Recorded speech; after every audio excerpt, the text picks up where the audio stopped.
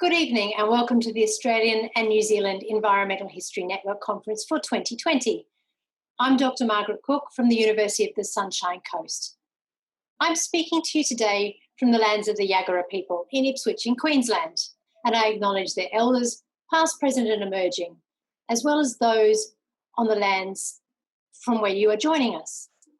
I'd now like to welcome our speaker, Rohan Lloyd. Thanks, Rohan. From Walgarukaba and Bindal country in Townsville. On the 5th of January 1970, an affiliation of trade unions announced they would impose a black ban on any ship or rig intending to drill for oil in the Great Barrier Reef. As a result, Ampol, who held a lease and immediate plans to drill the reef, publicly postponed their operations and requested the Queensland and Commonwealth governments to establish a joint inquiry into oil drilling. Within 5 months, the Joint Royal Commission into Petroleum drilling in the Great Barrier Reef area would begin. The Commission was a circuit breaker for a campaign which had reached an impasse. Drilling the reef for oil, while broadly opposed, was still palatable to the Queensland government, possible according to oil companies, and some scientists maintained that the reef and oil drilling could safely coexist. While most of the Australian community opposed developing the reef for petroleum, the economic imperative to use the reef sustained the possibility. The Commission, which lasted 4 years, heard from nearly 100 witnesses, debated over 450 exhibits, and filled 18,000 pages of proceedings, provided an opportunity to locate consensus within the muddle of the complexities of the Save the Reef campaign. But despite its size, the Commission and its findings were and have been overshadowed by the 1974 High Court challenge brought forward by the states against the Whitlam government following their seizure of sovereignty over offshore oil reserves and the passing of the Great Barrier Reef Marine Park Act in 1975. A deeper consideration of the Commission's transcripts and exhibits, however, suggests it was more significant than previously recognised. Importantly, it provided an opportunity to locate the consensus on how to manage the Great Barrier Reef into the future. In this way, I think this episode provides a precedent for achieving accord and a holistic government response to climate change through a Royal Commission. I acknowledge other histories of Royal Commissions being used that they've discovered that the histories of Royal Commissions have been used to varying degrees of success as tools to address complex debates. But I hold that this specific commission resolved the immediate concerns facing the reef and provided a successful long-term solution to its ongoing management.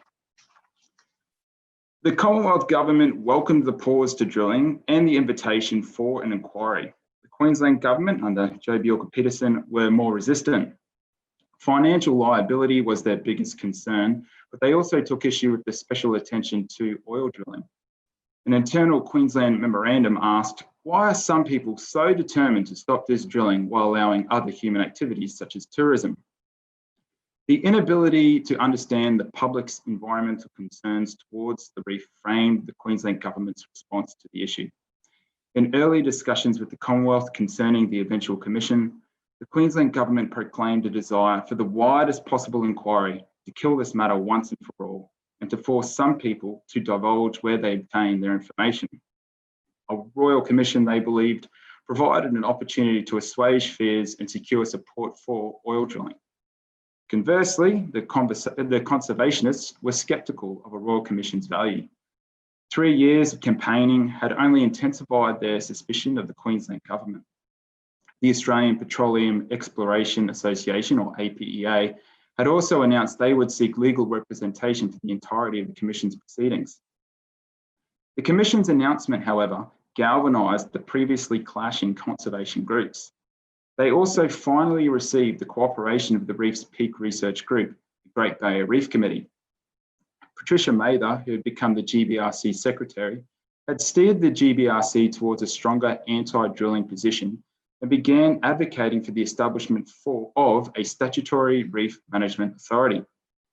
Additionally, following some lobbying of both governments and a letter from the Commission's chairman, Sir Gordon Wallace, the Commonwealth agreed to pay the costs of the conservationists' legal representation. The Queensland Government characterised conservationists as emotional, irrational irritants. Arnold Bennett, the QC representing the Queensland Mines Department, said during Commission's proceedings, "We submit beyond controversy that witnesses often put their case on assumptions rather than facts, sometimes extravagantly, sometimes illogically. Alternatively, conservationists believed that pro-drilling advice was tainted due to affiliations with oil companies, the Queensland government, or poor science." Once the proceedings began, opposing counsel drilled witnesses on their political affiliations to expose how biases infiltrated their research. Perhaps the most stark example of a scientist's credibility being tested occurred when a professor of marine biology at the University of Newfoundland suggested coral recolonisation following cyclones or crown of thorns infestations was better than had been hitherto reported. The findings had implications for how reefs might respond to an eventual oil pollution event. The Conservationist Council, PD Connolly, suggested that they had ignored certain elements not favourable to this thesis. The professor struggled through Connolly's rapid questions and requested a more relaxed approach. Connolly responded harshly, "But Professor, I do not understand why you should become confused at being asked simple things like, can you tell me where you started something and where you finished?" After being urged to move on, Connolly declared the gentleman's credit was at issue. As the Commission moved along, however, the Mines Department became more contrarian than adversarial. During cross-examination of a marine ecologist from Woods Hole Oceanographic Institute, Bennett asked, "You say, at present, we do not know the details of distribution and abundance of a single reef species. Then how can you say any species in any area of the Great Barrier Reef is unique? It is the case, is it not, that you are establishing uniqueness on the basis of your own ignorance?" The Commission was then forced to answer the question, is the Great Barrier Reef unique? The QC assisting the Commission said that unique suggested a heritage which requires greater care to be taken of it than might be taken of others, and the reef's size and diversity of life made it unique. The conservationists believed the reef's uniqueness was self-evident, and only the Mines Department had doubted this. The nonsensical line of argument isolated the Queensland Government from the broader consensus. While the adversarial nature of the proceedings undermined the testimony of some witnesses, it also exposed significant knowledge gaps. This, however, was mostly due to marine biology's poor development within Australia especially, and understandings of coral reefs globally. Limited awareness of the reef and human impacts on it was coupled by the absence of a plan for its management in line with existing and future uses. Reef management had become stretched across a suite of legislation in various state and Commonwealth departments, making the reconciliation of issues like oil drilling and its existence alongside a tourist industry nearly impossible. There were no personnel or facilities specifically responsible for administrating the Great Barrier Reef as a whole, nor provisions for its planned development or any scientific survey which might provide the basis for that development. In her testimony, Patricia Mathers said, "In view of the national interest and responsibility one would expect, some Commonwealth participation in a joint Commonwealth state body is obviously desirable." Mather drew the conclusion that the only effective way of managing the development of an area as important and as complex as the Great Barrier Reef was through a statutory authority, especially one that could act outside political pressures and conflicting interests. The authority would receive its status via a bill, which Mather presented to the Commission in draft form. The APEA also proposed a statutory committee, which would be comprised of public servants and specialist citizens having knowledge of oil. Their committee, however, would solely be concerned with the controlled management of any future oil industry on the reef. Mather's authority held a much broader purpose. The Commission, after considering both propositions, reported it seems sound that conflicting, albeit legitimate interests and issues should go for review and decision to one statutory body responsible to the appropriate parliament or parliaments. The Commission urged the governments to consider Mather's bill. The Whitlam government introduced the Great Barrier Reef Marine Park Bill, which emerged from Mather's draft before the end of 1974. Since its introduction, Gabrumpa has become recognised globally as a paragon of marine park management.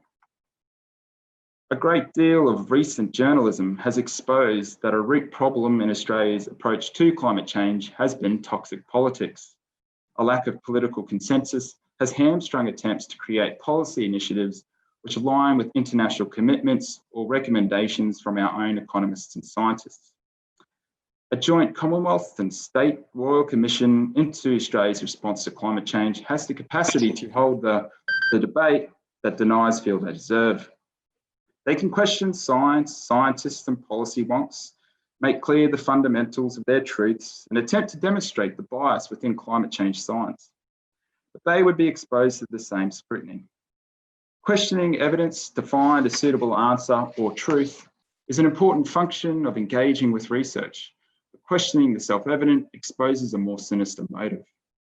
Historically, Australia's search for an accord on climate change has taken place unsuccessfully in the media. A Royal Commission has the capacity to lean into the complex environmental problems, build a consensus, and reveal legislative paths towards a solution. The Royal Commission into petroleum drilling into the Great Barrier Reef achieved this task, and I believe a similar enterprise could do the same for climate change. Thanks for listening.